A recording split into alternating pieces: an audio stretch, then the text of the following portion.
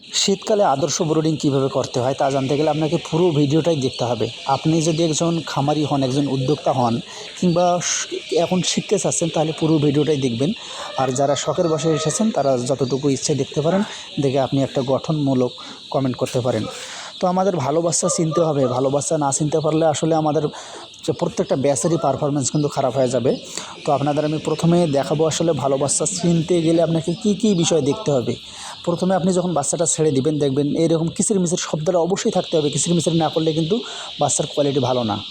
এবং এই যে ডে ওল্ড সিকগুলো, বাচ্চাগুলো আসলে ডিহাইড্রেটেড আছে কি না, ডিহাইড্রেশন আছে কি না, আমরা পাগুলো ভালো করে দেখলেই বুঝতে পারবো।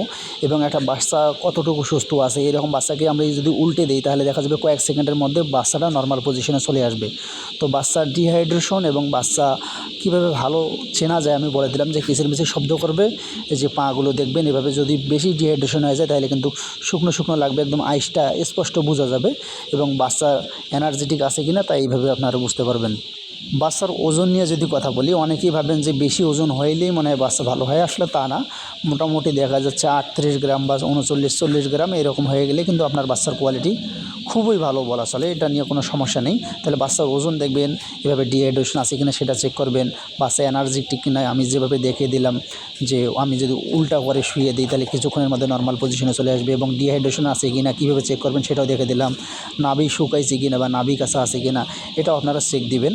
অনেকেই মনে করেন যে আবার মেল ফিমেল বাচ্চা আসলে বোঝার কিছু উপায় বের করছেন অনেকেই, যে বাচ্চার ডানা ধরে থাকলে নিচের দিকে পা যদি ঝুলে রাখে তাহলে সেটা মেল বাচ্চা, এবং পাগুলো যদি ভাঁজ করে রাখে বা বাঁকা করে রাখে সেটাকে ফিমেল বাচ্চা হিসেবে কাউন্ট করেন। তো আমি একটা ভিডিওতে যে দেখাচ্ছি, দেখেন তো আসলে এই বাচ্চাটা মেল না ফিমেল, আপনারা অবশ্যই কমেন্ট করে জানিয়ে দিবেন। তো যাই হোক, এখন মেইন টু বেক নিয়ে কথা বলি। আসলে শীতকালে ব্রুডিং করতে কী কী বিষয়গুলো আপনাকে খেয়াল রাখতে হবে। শীতকালে যেটা জরুরি বিষয় সেটা হচ্ছে তাপমাত্রা। এই তাপমাত্রা যদি আপনি ঠিকঠাক মতো ম্যানেজ করতে না পারেন তাহলে কিন্তু আপনার ব্রুডিংটা একেবারেই খারাপ হয়ে যাবে। আর ব্রুডিং সময়টা যদি খারাপ হয়ে যায় তাহলে সে বাচ্চার পারফরমেন্স কখনোই ভালো আশা করতে পারবেন না আপনি। এটার প্রোডাকশন খুব একটা ভালো আসবে না।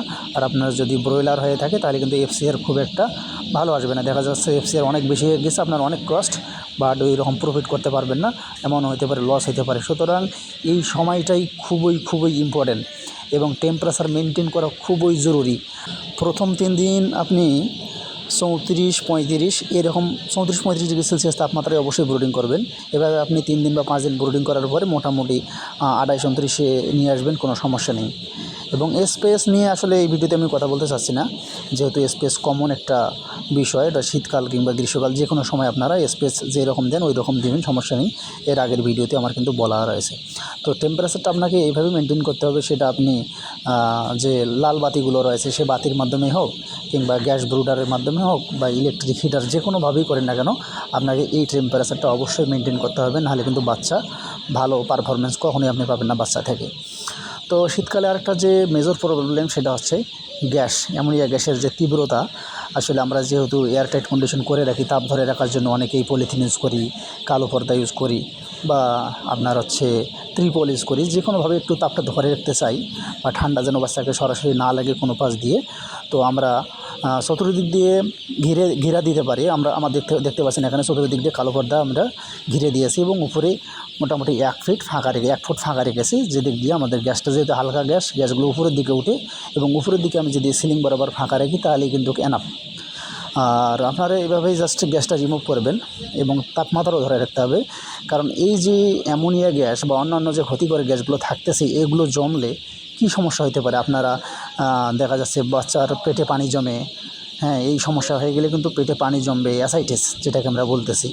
এছাড়াও আপনারা এই সময় খুব ভালো আর কি ফ্রেশ ওয়াটার দেওয়ার চেষ্টা করবেন। ডেইলি 5 বার বা 6 বার পানি দিবেন, কারণ ফ্রেশ পানি আপনি যদি ঠিকঠাক মতো সাপ্লাই না দেন এবং বাচ্চা যদি পানি না খায়, দেখা যাচ্ছে আমি পানি সকালে দিলাম, একেবারে দুপুর 12টা পর্যন্ত আর পানি দিলাম না, পানিটা কিন্তু ঠান্ডা হয়ে যাবে, তখন কিন্তু আর বাচ্চা খেতে যাবে না। এক্ষেত্রে গাউট হয়।